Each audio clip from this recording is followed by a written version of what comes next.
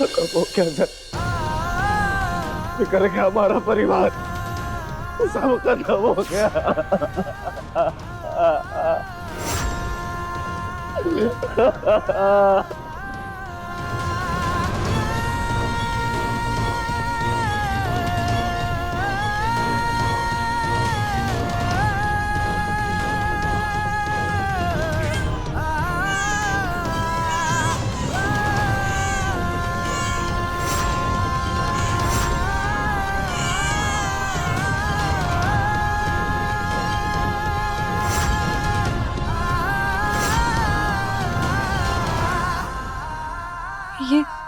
ये औरत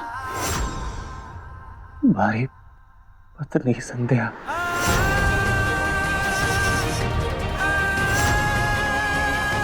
जो हमें दुनिया में डाल रही।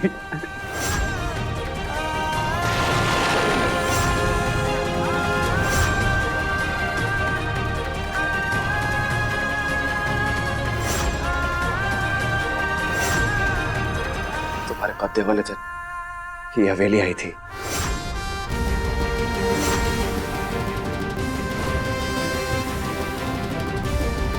जय,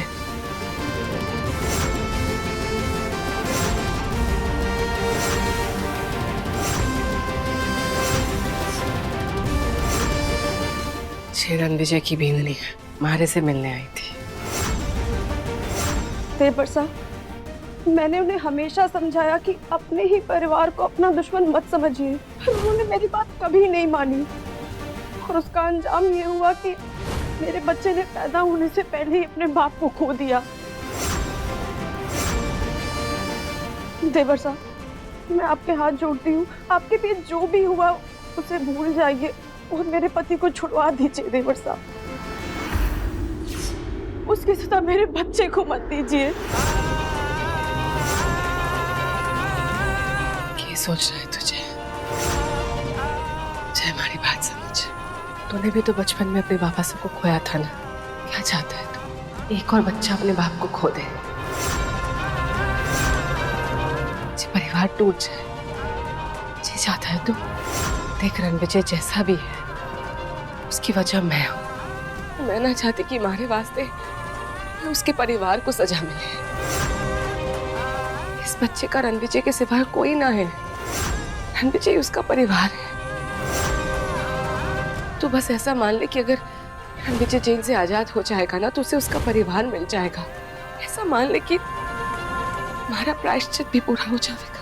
पर मासा, चुनरी की मासा का इंसाफ उसे कैसे भूल जाओगे? चुनरी को उसका इंसाफ मिलना चाहिए ना। फिर क्या चाहता है तू? उस छोरी की वजह से जो परिवार टूट जाए, एक बच्चा अपने बाप को खो दे, थारे भाई और उसके परिवार के संग अन्याय हो, ये चाहता है तू? नहीं मासा, रणविजय अपने हिस्से की सजा जरूर भुगतेगा। और रही उसके परिवार की बात, तो ये इनका बच्चा हमारे परिवार के साथ रह सकता है। मैं इनकी हर जिम्मेदारी उठाने के लिए तैयार हूँ, लेकिन रणविजय को सजा जरूर मिलेगी। नहीं जय, नामुमकिन है। तू बस रणविजय को जेल से आजाद करवा दे, वो रिहा हो जाए और अपने परिवार के साथ अठे से चले जाए बस। तो मासा, ये भी तो जय, तुझे मारी सौगंध, जितना बोल रही हो उतना ही कर, क्योंकि हमारे लिए सिर्फ तू ही हमारा बेटा है। चाहे रणविजय हो या उसके आने वाला अंश, मैं किसी को भी अपने दिल में, हमारी हवेली में जगह नहीं दे सकती। तू ही हमारा बेटा है जय, सिर्फ और सिर्फ तू हमारा बेटा है।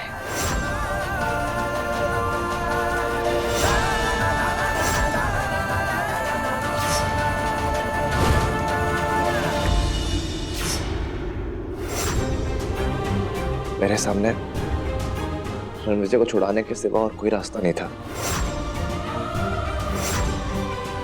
रणविजय ने मुझे वचन दिया कि आजाद होने के बाद वो सारे बुरे काम छोड़ देगा, आगे से कोई अपराध नहीं करेगा।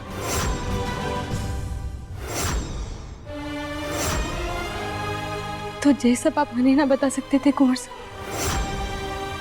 आपको क्या मैं इतनी निर्दयी स्वार्थी लगती हूँ? कि मैं एक मजबूर माँ और एक नन्ही सी जान पीड़ा ना समझ पाऊं। नहीं चुनरी, ऐसा नहीं है। मासा ने मुझसे कहा कि तुम्हारे सर पर अपनी मासा को न्याय दिलाने का धुन सवार है। तुम अंदर ही अंदर उस दर्द को पाल रही हो, इसलिए शायद ये सब कुछ ना समझो।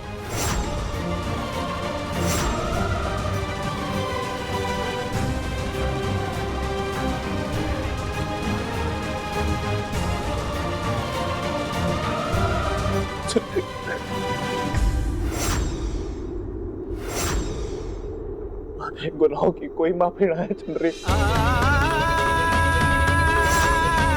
तुम्हारे बचपन के बदले ने कितनों के सुख छीन लिए। आज देखो बड़े मारे पापों की सजा मिल गई।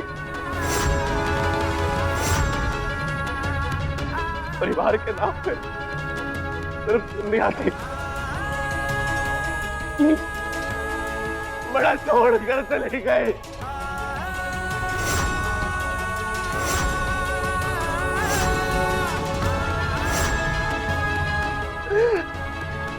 मासूम सी बेटी को हमारे पापों भरे हाथों में तोड़कर चले गए।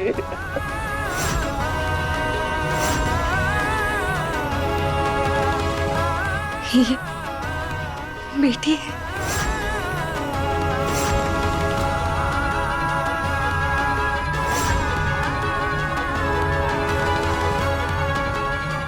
उठो,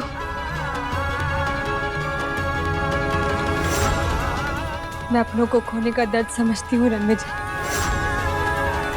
इसलिए दुनिया का कोई न्याय मन हमारी मासा ना लौटा सकता।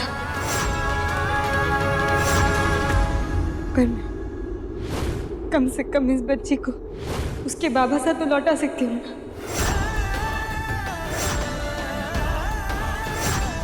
मैंने कोई न्याय ना चाहिए, मैंने तुम्हें माफ कर दिया।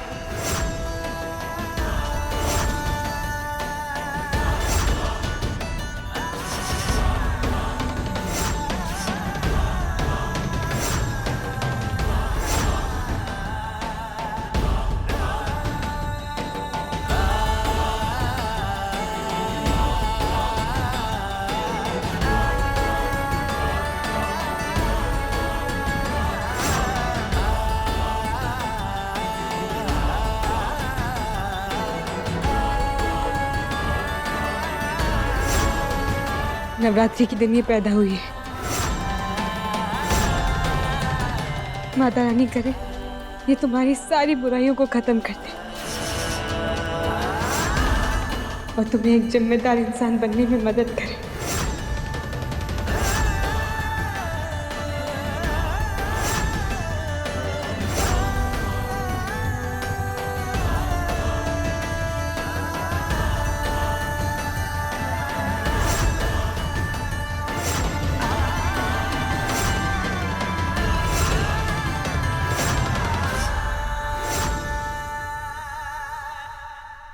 रुको चुनरी,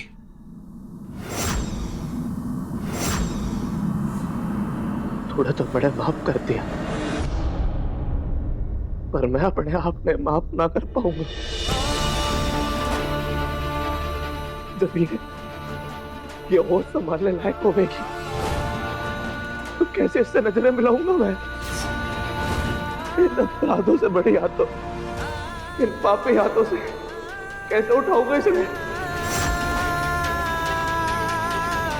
इतने गुनाहों के बाद कैसे इसकी परवरिश करूंगा मैं?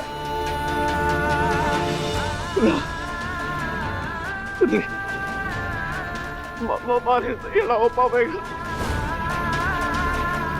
मारे से ना हो पाएगा।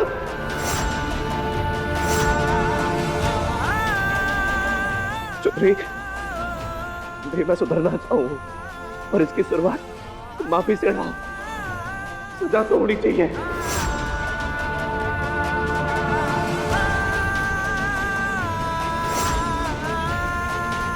संध्या के अंतिम संस्कार के बाद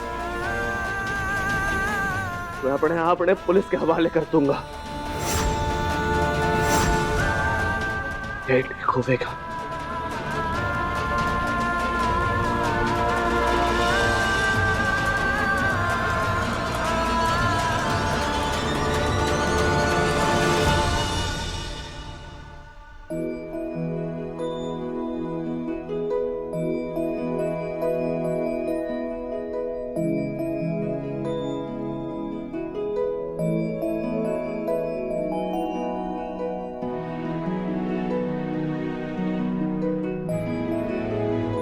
अरे सच कहूं तो तारा दिल बहुत बड़ा है। अगर मैंने सच में माफ करना चाहे है तो क्या हमारी बेटी की जिम्मेदारी उठा सके हैं, इसकी परवरिश कर सके हैं। जिस परिवार में मैं बर्बाद करना चाहूं था, आज अपनी बेटी के वास्ते वैसा ही घर परिवार चाहूं कर सके हमारे लिए ऐसा। इसके अलावा और कोई कहना है हमारी, इसे बस एक अच्छा परिवार मिल जाए, अपनों के बीच जगह मिल जाए, और कुचला चाहिए बड़ा, कुचला चाहिए बड़ा, कुचला चाहिए बड़ा। ना ना मुझे ये इसे अभी इस वक्त सबसे ज्यादा तुम्हारी जरूरत है, अपने बाबा से की जरूरत है। ना चुनरी, बड़ी मुश्किल से खुद ने ये आईना दिखा पाया हूं मैं। तुम्हारे के वास्ते माथे से ये प्रायश्चित का मौका रहना चाहिए। ना चुनरी, मान ले मारी है बात।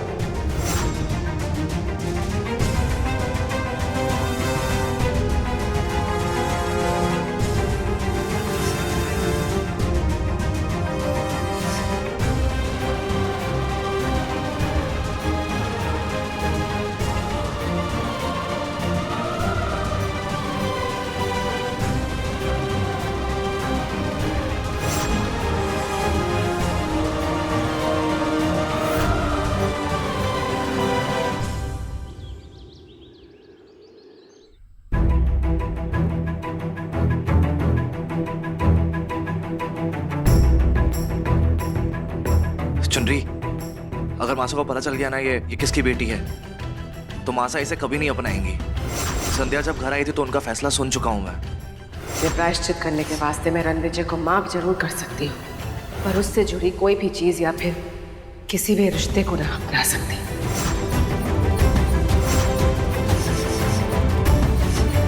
कुछ करना पड़ेगा। और जो कुछ भी हुआ उसमें इस मासूम बच्ची की क्या गलती। हमें अभी फिलहाल कोई ऐसा रास्ता ढूंढना होगा जिससे इस बच्ची को हमारे परिवार में जगह भी मिल जावे और हुकुम सा नाराज भी ना हो। जय, काकू सा, मैं मंदिर गया था, ये ले प्रसाद।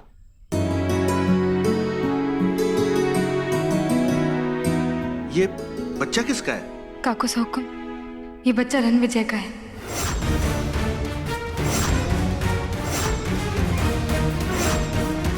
और उसने ये बच्ची हमें सौंपी है, हम क्या करें? भाभी साहब ने आज तक किसी के लिए भी, यानी किसी के लिए भी अपनी सोच नहीं बदली। और अगर इस बच्चे को तुम्हें परिवार में शामिल करना है तो इसकी सच्चाई हमें छुपानी होगी कि ये रणविजय का बच्चा है। और याद रहे, ये सच किसी के सामने आना नहीं चाहिए।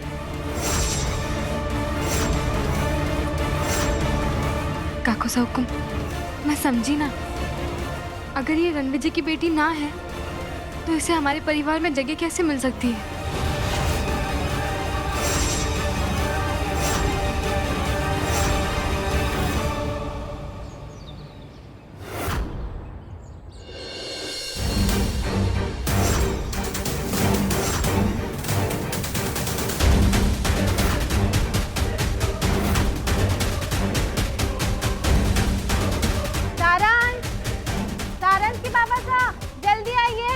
आरती का समय हो गया है।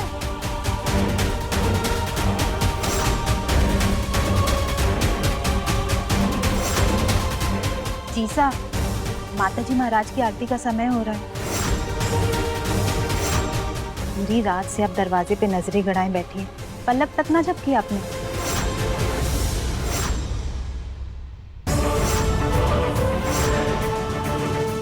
मासा,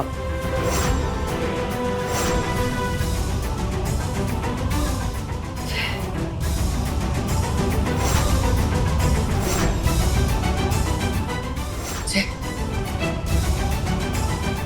आप चिंता मत कीजिए हुकुम साहब, मैंने रणविजय को माफ कर दिया है।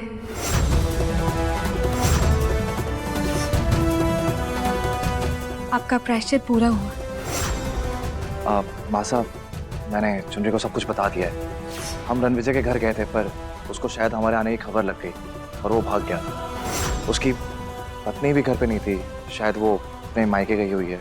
छवा जो उसका परिवार हमसे दूर है, उसकी परछाई तक मैं ना चाहती अपने परिवार में।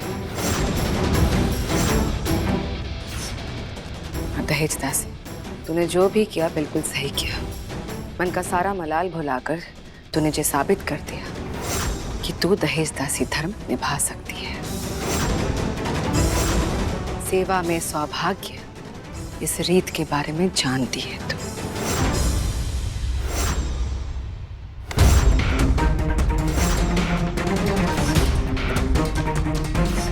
हम सबको माताजी महाराज की आरती करनी है।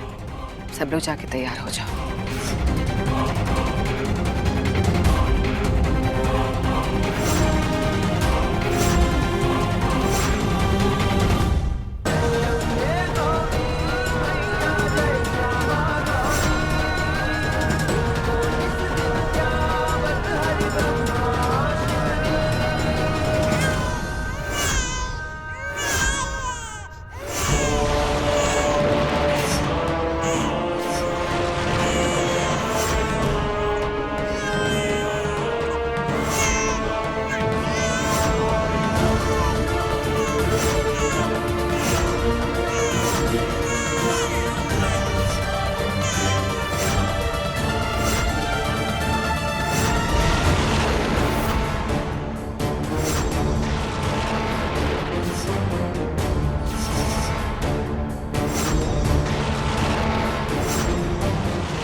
भाभी साहब,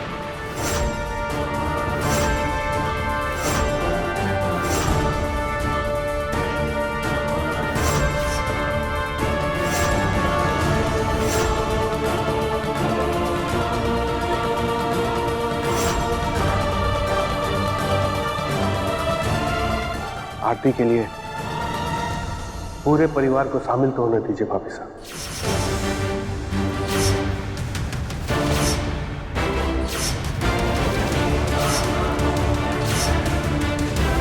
अगर ये रणविजय की बेटी ना है तो इसे हमारे परिवार में जगह कैसे मिल सकती है?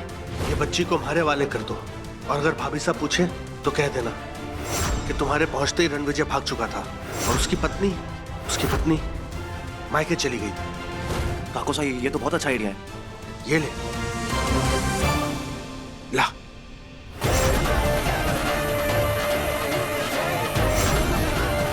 नवरात्रि के दिन माँ दुर्गा पधारी हमारे घर में।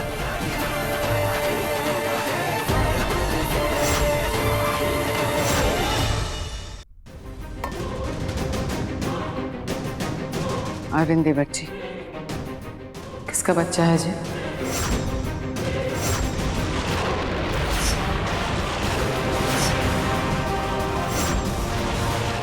और आपकी हिम्मत कैसी हुई किसी और के बच्चे को हमारे परिवार का हिस्सा कहने की?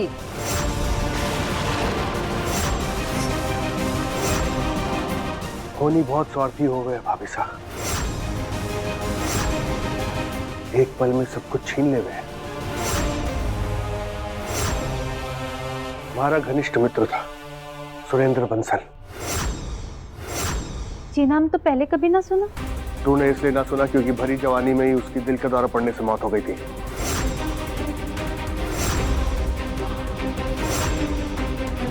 उसका एहसान भुला ना पाया मैं। और दुर्भाग्य देखिए भाभी साहब, दुर्भाग्य है कि आज सुबह उसके बेटे और बहू की रोड एक्सीडेंट में मृत्यु हो गई, और परिवार के नाम पे सिर्फ ये बच्ची जिंदा बची है। इसे अकेले कैसे छोड़ देता, इसलिए अपने साथ ले आया। हो सकता है इसको हम में अपना परिवार दिख जाए। देखिए कितनी प्यारी बच्ची।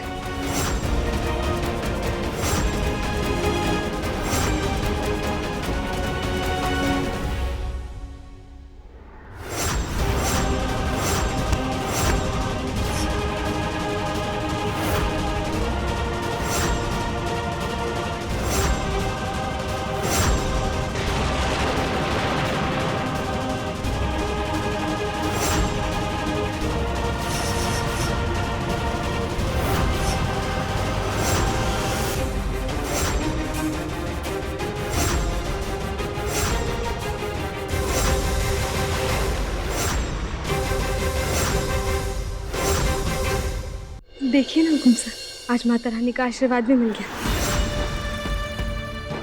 आज नवरात्रि के दिन बच्ची के रूप में माता रानी खुद आपके घर पधारी है।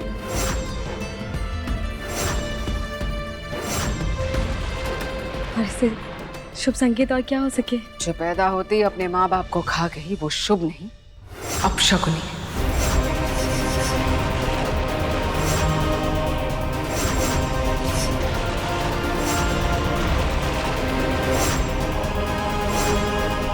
ऐसे अपशकुनी बच्ची को मैं मारे घर में रहने ना दूंगी। निकाल बैग इसे। हुकुम साहब क्या कर रही हैं आप? बच्ची है।